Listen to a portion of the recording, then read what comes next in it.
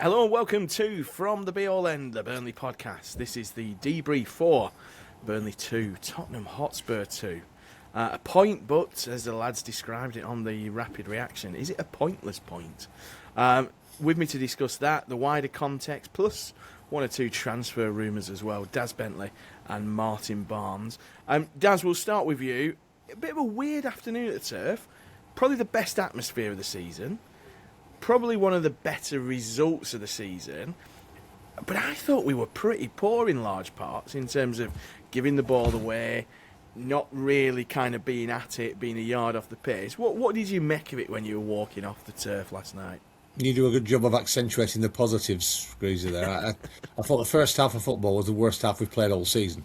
I thought we were just... Wow. We were like Italian tanks in reverse, weren't we? We were just... every pass was backwards and sideways. That's, of course, if we passed to our own players, which wasn't very often. And I just thought we were woeful in that first half. And I don't know what was said in the dressing room at half-time. It had to get better. And it did, thankfully. And I thought the second half we gave a pretty good display of ourselves. But yet again, we just can't... We crack under any amount of pressure, don't we? The slightest amount of pressure, we crack under it. You know, it happened in the first half when the goal came, when there was a couple of corners and a couple of shots, and then they managed to scramble one in. And the second half, when we're 2-1 up, you knew exactly what was going to happen. It was going to be back into retreat, get into your back into your battalion lines and try and hold it out. And the number of times we had chances to clear the ball in that last 5 minutes and didn't get it out was bad enough. It's a great header, to be fair, but yeah, I agree with them. It's just too little, too late. You know, Man United, Liverpool, and now Tottenham. It's three good results in the context of your opposition and the level of opposition. But at this stage of the season, it just doesn't matter really, does it? We're limping towards the inevitable, aren't we now? 10 points the gap, I think, and I can only see it growing between now and then because I can't see us picking up 23, 24 points this season. Yeah, and Martin, plenty of positives with this mini little run that we're on, I guess. But, I mean, it feels like... it feels to me like I'm a bit more miffed now that we've not found this level of performance early because, you know, this level of performance against some of those beatable teams that we kind of sat here and we're disappointed about, you know, we'd have probably had a lot more points on the board. How do you see it in terms of, you know, there's obviously positives to be taken, but is it too little too late for you as well? I mean, I think... There's lots of ways you can look at it. I think, like you've said, the point is probably going to end up making no difference. On the positive side of it, we've drawn, we've been under par, haven't we? And they've had, again, several good chances. I think it is frustrating that basically Parker took so long to find the formula, didn't he? He basically didn't know his best team and he didn't really know his best lineup. But I suppose when you're coming up and you've always a sneaking suspicion that your players aren't quite good enough, that's always going to be a bit more of a challenge, isn't it? It's always going to be a case of what if Marcus Edwards had come into the side earlier in the season. You can counter that with, well, he might have got injured. You know, on a different day he comes in and plays a game and gets injured and that's him out for the season. So I don't think we can look at it that way. I think you've got to keep plodding on. I think, like Daz says, we're probably just limping on. Every time we pick up a point, at least two teams around us seem to win, which is just sod's law, isn't it? You know, when they weren't winning, we weren't getting anything. Now we're getting something. Every other bugger's winning when we're drawing. So,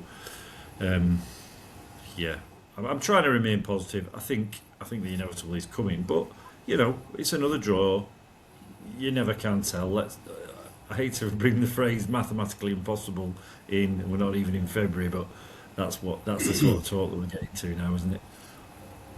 Yeah, definitely. And Daz, just picking up on what Martin said there in terms of, you know, we can't really dwell on the fact that, you know, if he'd have brought Marcus Edwards earlier, we'd have been X amount of points better off or whatever, because nobody really knows what's going to happen.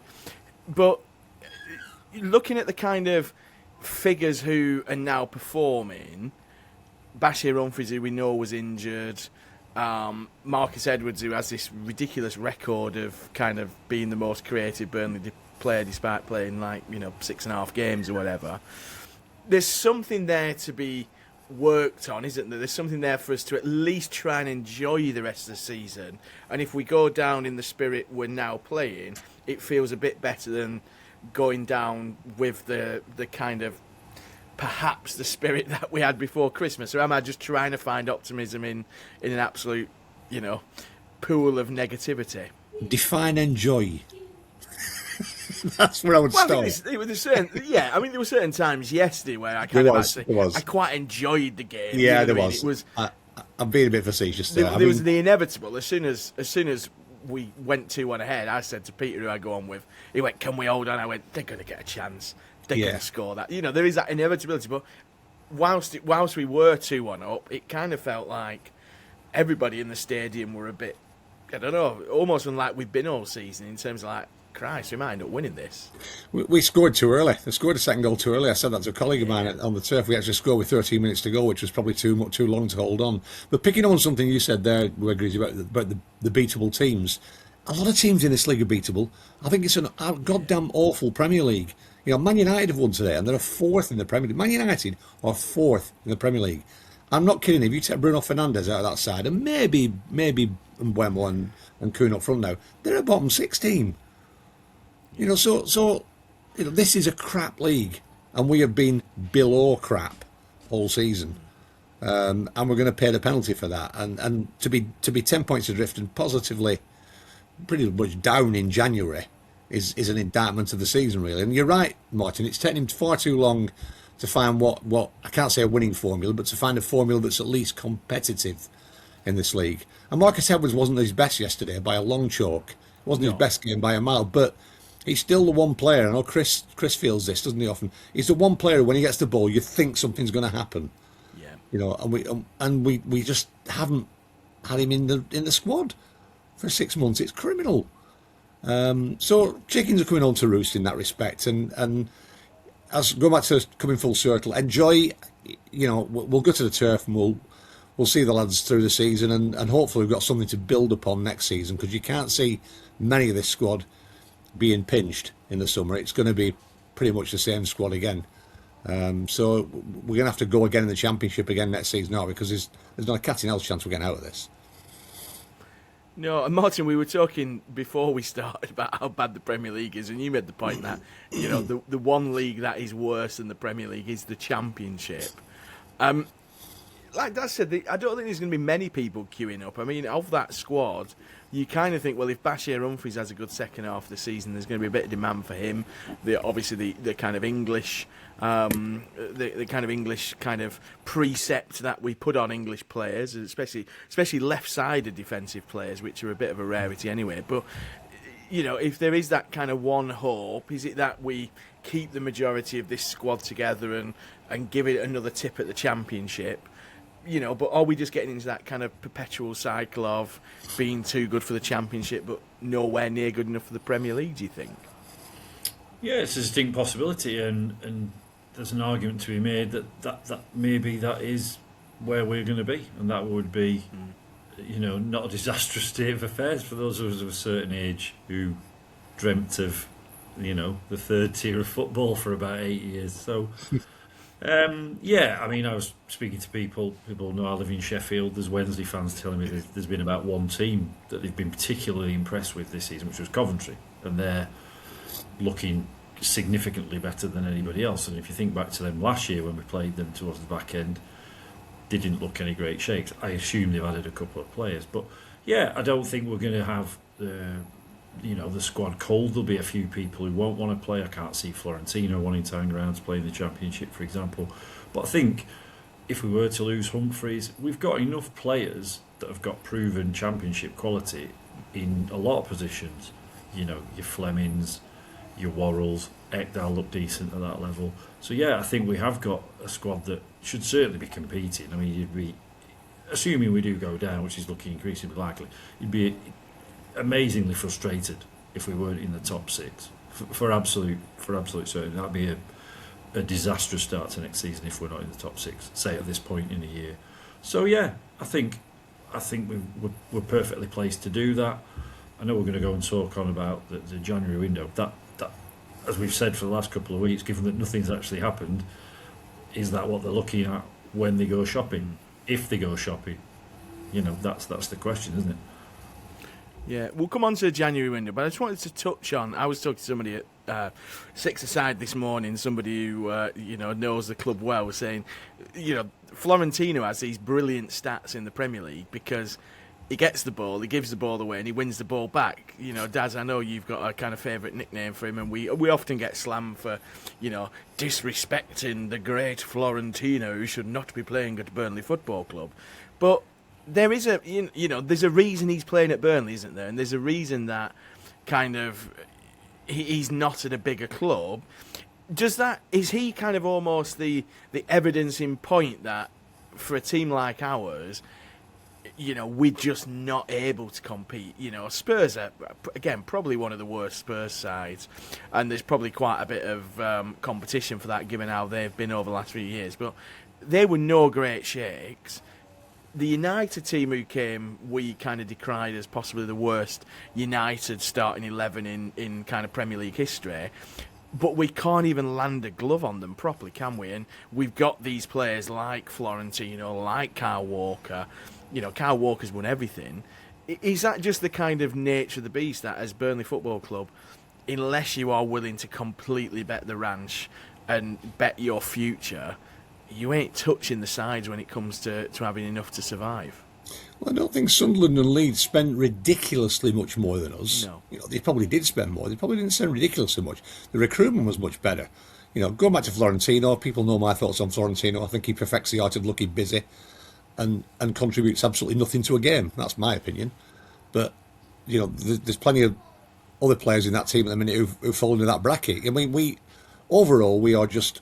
I mentioned this on a tweet last night. We are poor at the back, we're pitiful in midfield, and we're powder puff in attack. And when you combine those three, it's just a recipe for nothingness, isn't it? And that's where we are. We pick up the odd point here and there. We're going to end up with 22, 23 points, you would imagine, which I don't know, I quite remember how that compares with the company season. But for me, I'm telling you now, I actually enjoyed the company season in the Premier League more than this one. Because at least we gave it a go. We feel like we're not giving it a go in this season. We feel like we're just kind of trying to hang in games a little bit. I know in some games against company we're 3 down after 20 minutes, but I just think it's a little bit more entertaining than this. This is dull. It's pretty dull, isn't it? And I don't see many people around me getting off the seat much in a game. There's a lot of grumping and groaning around us. Pretty much from kick-off onwards, at the defence especially. I've just had it with the season, to be honest. I've had it with the Premier League. I've had it for a while now. As I keep saying, it's not for us, this league. It's not for us. I'm glad I got Daz. I'm being negative enough. Come on. I'm glad I got Daz on the show. I'm glad I got Daz on the show. I don't take me belt and laces off me because I'm feeling that way. Like. I'm going to get Nicky to check on you in a few minutes. But Martin, you winced when you heard him say, "I enjoyed the company season more." Well, I enjoyed the company season because I only made one home game that season, and I don't know if you can guess which one it was. I'll give you a clue. It was 5-0 for us. Sheffield United, yeah. Yeah, absolutely. I mean, again, I'm just trying to be the voice of reason, I suppose, in a certain way, play devil's advocate. We've drawn with these teams. Tottenham have gone and beaten Dortmund 3-0, and Liverpool have gone and won away at Marseille. So maybe, I don't know, maybe the fact we think the Premier League is not as good as it was is just because we've seen it on such a regular basis. I mean, I'm sure Darren makes a point that maybe it is slightly, or maybe it's just that the teams outside the top 3 or 4 are much more of a muchness than they used to be. Yes. Whereas we used to have 6 to 8, well above 4 or 5 in the next pack, 4 or 5 in the next pack, and then usually 1 or 2 who are just dreadful. So maybe it's just that it's been a little bit diluted. The recruitment of certain clubs is clearly working. Your Brentfords and people like that, your Bournemouths are clearly recruiting really, really well before we get on to Leeds and Sunderland. So, yeah, no, I completely agree. I think this comes down to the style of football, isn't it? Company football, definitely entertaining, but, do you want to lose 5-3 every week? I don't know. I'm sure you do. Like you say, number of games we were out, we were done by half-time was ridiculous. You could have gone home at half-time and not missed anything. But Parker's just a bit more pragmatic. We are trying to hang in some games, and I get that's totally frustrating. It's very easy for me to be positive because I don't go on every week, and I might see the highlights, which are usually, a few good bits. The best bits, yeah. But as I say, going back to my original point, we're drawing against sides who are performing quite well in Europe. So maybe we've just got a slightly distorted view of it based on the fact that we have been in the Premier League, a lot in the last 15, 20 years, haven't we? Yeah. And Daz, maybe you know how we say that Foster is made for the Premier League. I think we've debunked that myth. Maybe we're made for the Champions League. Maybe we're missing our calling. Maybe we need to be in the Champions League. I'm sure the way it's been expanded, at some point you'll win like a third round FA Cup game and get a spot. But I think you both made the point that we think the Premier League is very normal, very ordinary, and it's become the norm to be quite ordinary in the Premier League. What is your kind of thinking around January recruitment? I mean, we're entering the last week of the window. I mean, it looks like there may be something in Taylor Harwood-Bellis coming back to Burnley. It looks like there may be something in James Ward-Prowse coming to Burnley, both of which Ward-Prowse, proven Premier League midfielder. Harwood-Bellis, perhaps, a better option than Tuanzebe and Ekdal in that kind of right-sided centre-half role. Are they Premier League survival signings, or are they kind of giving it a go and setting up for the Championship, because you'd expect perhaps Ward-Prowse to drop down to the Championship, do you think? Very much the latter. Very much a nod on your there when I was mentioning that. Is that what you think? The kind of... then. Yeah, championship signings. If there was ever a chance of them investing in the January transfer window to try and stay up, what you don't want is a 10-point gap. Because now attracting players becomes even harder, unless you're attracting them with money and the prospect of regular football in a Championship promotion challenging side. Because that's what you're looking at now. Surely you're looking at bringing players without obligations to buy, or on loan with a view to buying, to look to next season. And Taylor Harwood-Bellis probably fits that bill. We can't rely on Jordan Bayer. We'd all love Jordan Bayer back, but the injuries he's had in the last 12 to 18 months, there's no guarantee he's going to come back.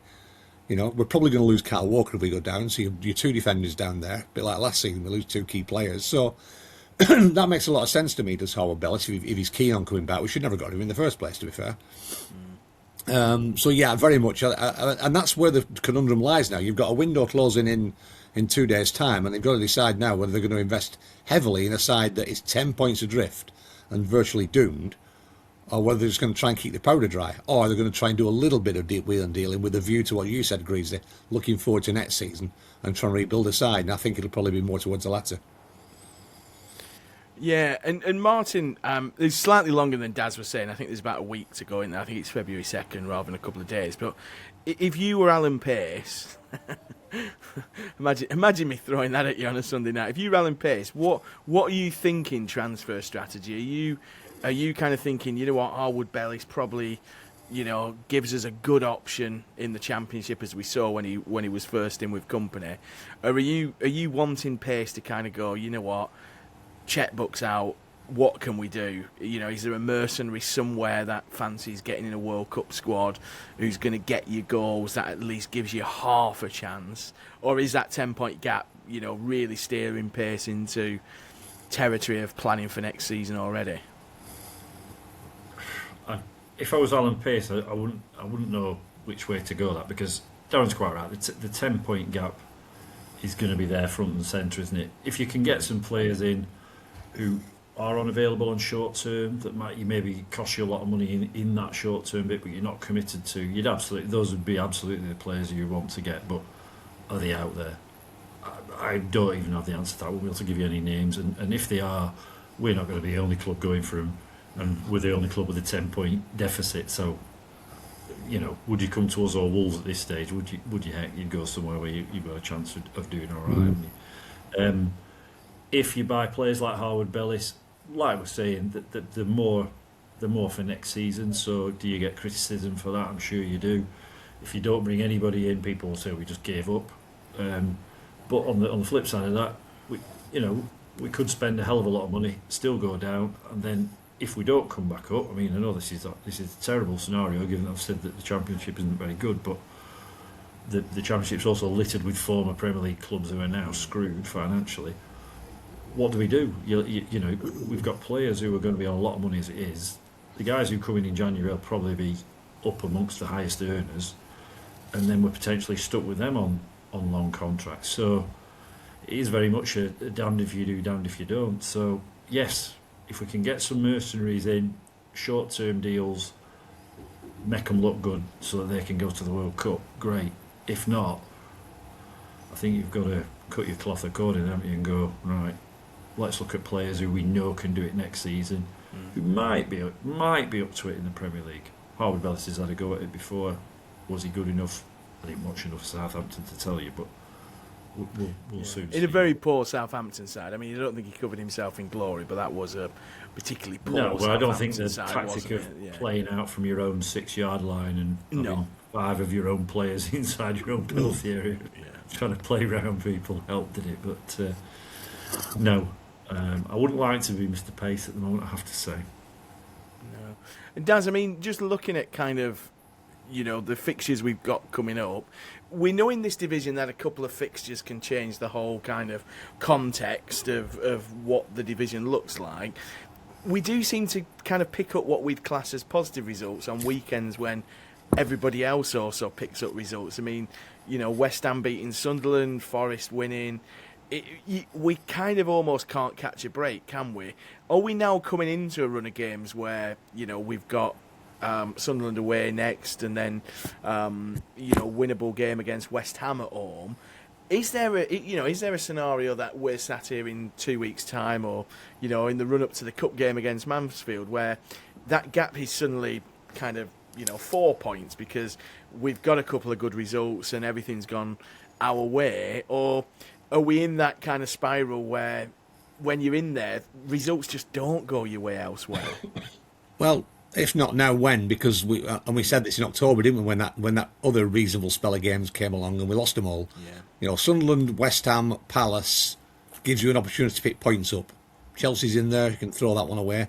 Brentford, Everton, Bournemouth, Fulham. We're not playing big hitters in that few weeks.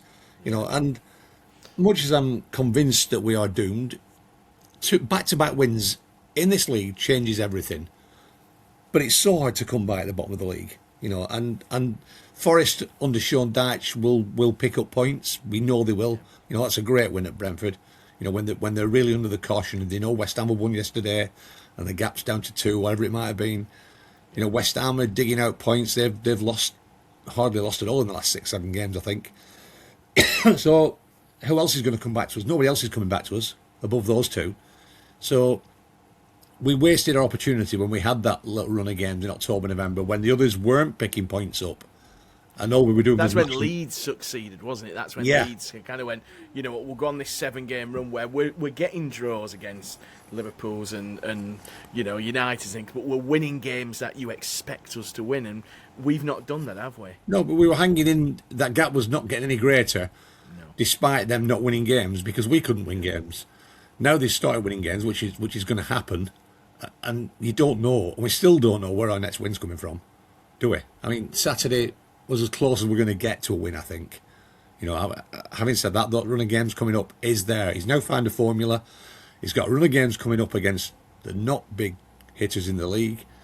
But, if not now, when? But you wouldn't hang your hat on it, would you? No. And just looking, we'll do obviously the full preview on Thursday, but Sunderland away, we've had results there in the past and what have you. We obviously had a bit of a kind of one of his only defeats last season there. West Ham have shown that actually without Granit Xhaka, there's a bit of something. There's a bit of a weakness, isn't there, Martin, in terms of given the run we're on, if we can just find that extra 5-10%, there's a chance at Sunderland on Saturday, isn't there? Yeah, I mean, I don't know how long Jack is out for, but just looking at the highlights, they just looked like they weren't interested in pressing, and there wasn't that same intensity. So you wonder if, they feel like they're safe, that kind of on the beach, ridiculously early. So it would be quite nice if they could do that again. I did think it's typical and sod's law that they throw that kind of performance in the week before they play us, and we're going to go and play a West Ham side that's won 2 in a row and then does whatever they does next week. So. But yeah, no, I think but again, we've got to try, I think, and go at them a little bit. I think if we do the old sideways, backwards passing, that's not going to be a threat to them. But if you can get in the faces a little bit, like we have done in certain games from the start, yeah, we might get an early goal, and who knows, we might get that elusive win. And as Daz says, if you get a bit of confidence, we've had 3 or 4 draws, we get a win, we then got a home game against a side that's a little bit wishy-washy at times, and it might just make the picture completely different, and then that might have an effect on the remainder of I know the transfer window will have gone, but if we can sneak that first win in, it might change everything.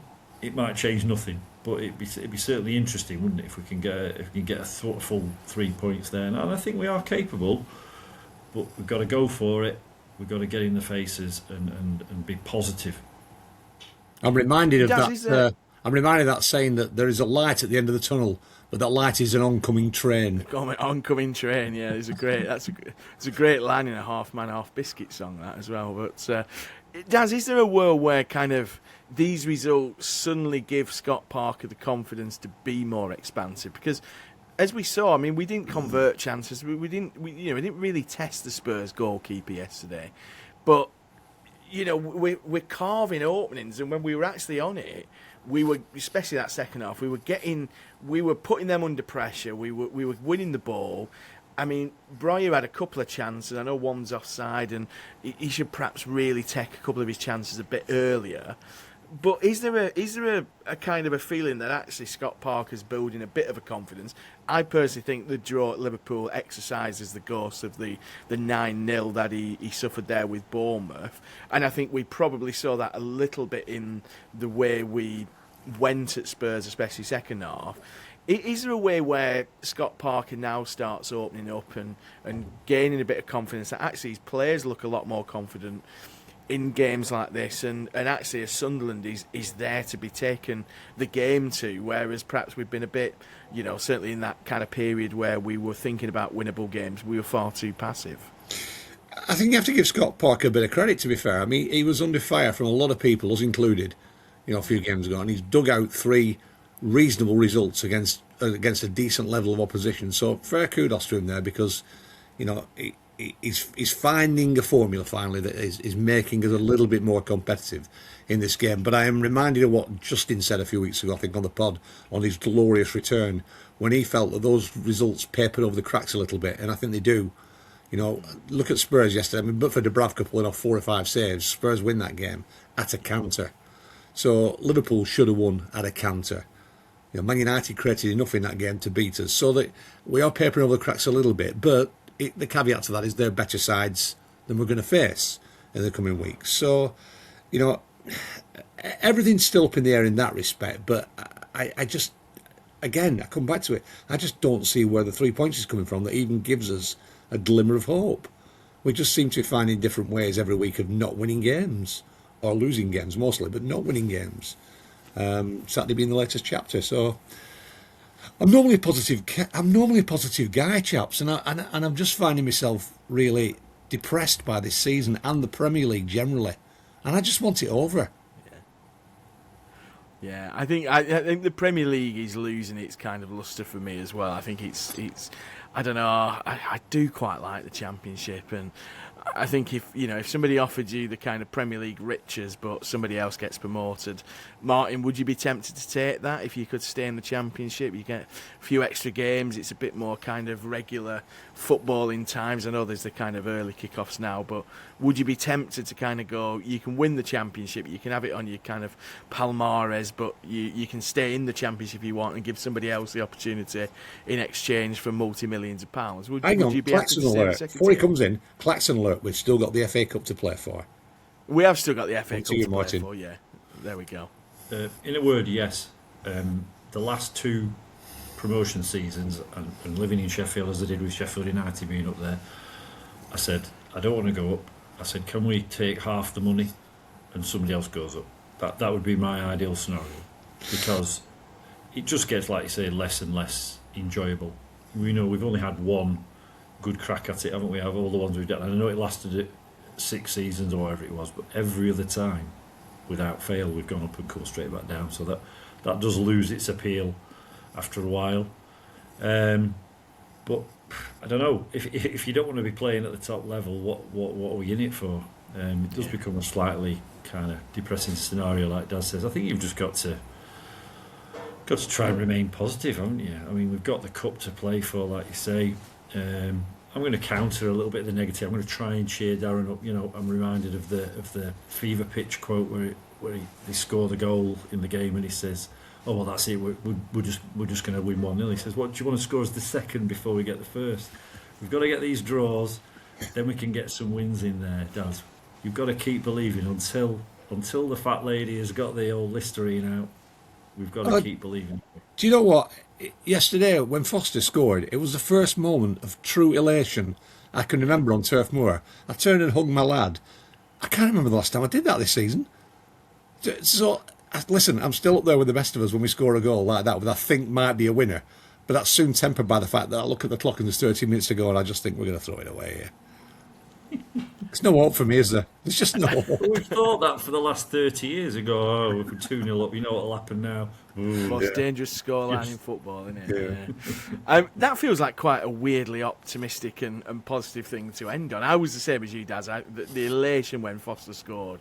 I was very pleased for Foster. We give him a lot of stick, but you know, he kind of he got himself in that position to kind of score. So I think we'll end on that kind of, you know, vaguely positive note. We've had a bit of nuance, which I know the fans on Up the Clarets like, a bit of nuance. We've had a bit of devil's advocate, which I think is something else they always go for as well. So maybe this is the perfect Up the Clarets episode. We hope so. Martin's the yin to my yang, innit? That's what it is. He is, yeah. This is it. This is a perfect pairing. We'll be back later in the week, Thursday night, with a preview of the trip to Sunderland.